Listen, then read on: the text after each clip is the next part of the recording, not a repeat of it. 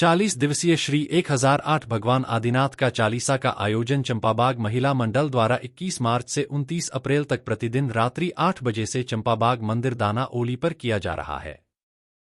जिसमें बड़ी संख्या में महिलाएं एवं पुरुष वर्ग भागीदारी करते हुए धर्मलाभ ले रहे हैं। 24 मार्च सोमवार को संयोजिका अर्चना बोहरा,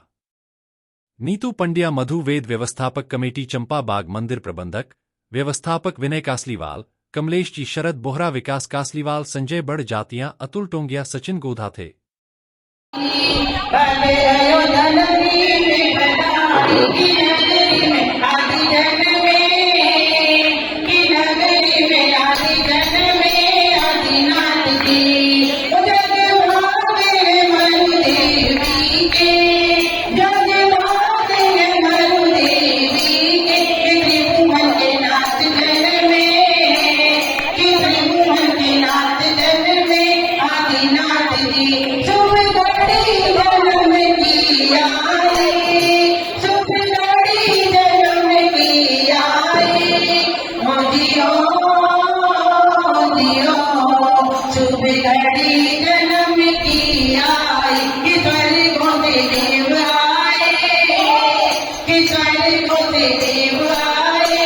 घंटी का सामने